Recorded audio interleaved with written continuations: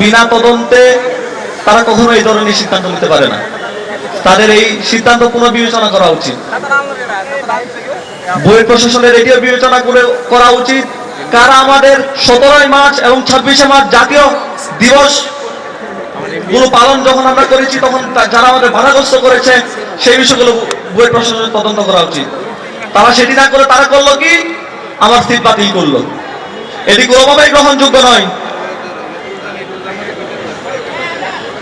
আমি আর দীর্ঘায়িত করছি না। আমি অন্তর থেকে সকলকে ধন্যবাদ জানাই, যারা আমার দাবির পক্ষে আমার জন্য যারা এখানে উপস্থিত হয়েছেন, আমি সকলকে অন্তর থেকে ধন্যবাদ জানাই।